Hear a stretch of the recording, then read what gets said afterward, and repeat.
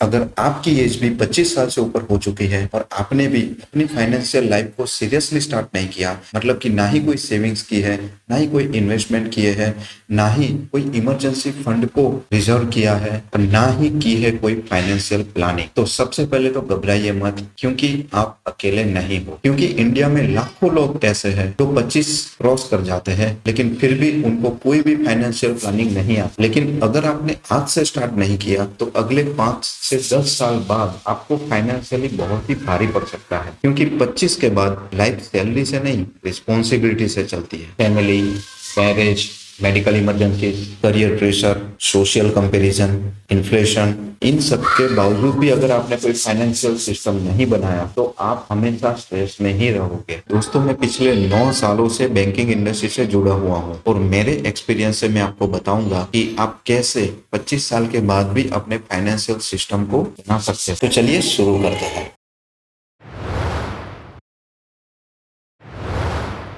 जैसे ही salary stable होती है, आप क्या करते हो? नया फोन, महंगे कपड़े, वीकेंड्स पे बाहर जाना, अननेसेसरी सब्सक्रिप्शन, जो कि आपको कभी कभी ही काम आते हैं। और ऐसा आप क्यों करते हैं? क्योंकि हमें सोसाइटी ने सिखाया है कि कमाओ और दिखाओ। लेकिन रिच लोग क्या करते हैं पता है? वो इसलिए कमाते हैं ताकि अपना फ्यूचर सिक्योर कर सके। यही फर्क है रिच माइंडसेट और एक मिडिल क्लास माइंडसेट में। अगर आपकी सैलरी 25,000 है और आप 5,000 रुपए पर महीना सिर्फ दिखावे में उड़ा रहे हो, तो आप साल का 60,000 और 5 साल का 3 लाख रुपया उड़ा देते हो सिर्फ लोगों को इम्प्रेस करने में। यही पैसा अगर आपने इन्वेस्ट किया होता तो कंपाउंडिंग से आपकी लाइफ बदल सकती थी। याद रखो, पहले एसेट्स बनाओ, फिर लाइफस्टाइल बढ़ाओ।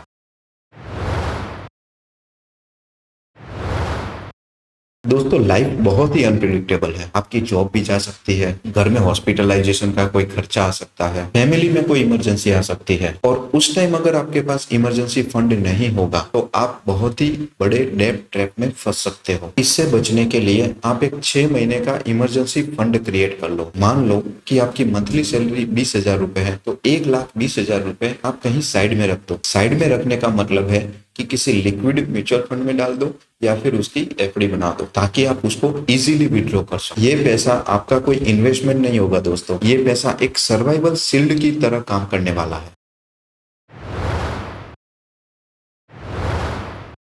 बहुत लोग इंश्योरेंस को इग्नोर कर देते हैं और फिर एक मेडिकल बिल सारी सेविंग्स खत्म कर देता है। कम से कम 5 से 10 लाख तक का हेल्थ इंश्योरेंस होना ही चाहिए। और अगर आपकी फैमिली आप पे डिपेंडेंट है तो टर्म प्लान भी मस्ट है। दो दोस्त हैं,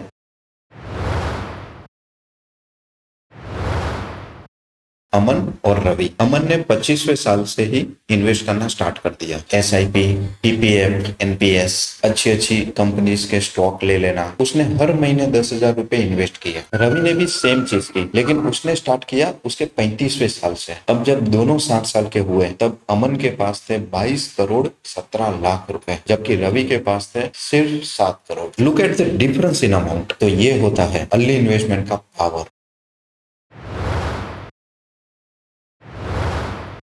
क्रेडिट कार्ड गलत नहीं है दोस्तों, गलत है अनडिसिप्लिन स्पेंडिंग। अगर आप मिनिमम ड्यू करते हो ना, तो आप क्रेडिट कार्ड कंपनी के लिए काम कर रहे हो। क्रेडिट कार्ड तभी यूज करो जब आप फुल पेमेंट को समझते हो, रिवॉर्ड समझते हो, आपका बजट आपके कंट्रोल में हो। अदरवाइज डेबिट कार्ड ही यूज करो।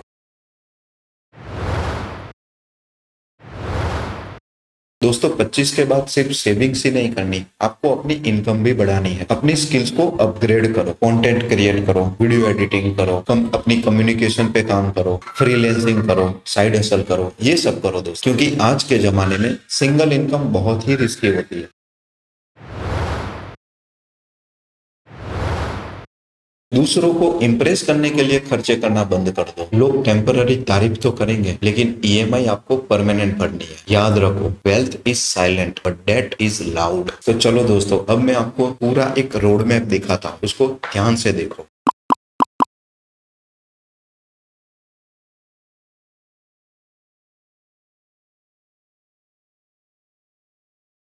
अगर आप ये सब सिर्फ 5 साल भी कर लेते हो ना, तो आपको एक फाइनेंशियल कॉन्फिडेंस आएगा, वरना आप हमेशा स्ट्रेस, डाउट और कंफ्यूजन में रहो। तो दोस्तों, 25 की एज सिर्फ एक एज नहीं है, वो एक मोड होता है जहां आपकी फाइनेंशियल हैबिट्स आपका पूरा फ्यूचर तय करती है। आज के दिन जो आप डिसाइड करोगे वो चीज तय करेगी कि 30 पर आप फाइनेंशियली फ्रस्ट्रेटेड होगे कि फिर फाइनेंशियली फ्री। शुरुआत छोटी हो सकती है दोस्तों, 500 से, 1000 से, एक SIP से या फिर एक स्किल से, लेकिन शुरुआत जरूरी है क्योंकि सबसे महंगी मिस्टेक है लेट स्टार्ट कर। तो आज ही फैसला लो और मैंने जो रोड मैप बताया उसको फॉलो करना स्टार्ट कर दो, क्योंकि फ्यूचर का रिग्रेट आज के डिसिप्लिन से बचाया जा सकता है। तो दोस्तों, अगर आपको ये वीडियो वैल्यूएबल लगा हो तो मेरी चैनल डीप डेटावर्स को लाइक, शेयर और सब्सक्राइब जरूर करो, क्योंकि यहाँ पर सिर्फ इन्फॉर्मेशन नहीं मिलती बल्कि आपका रियल ट्रांसफॉर्मेशन होता है। So this is Rashmin Rathod signing off. See you in the next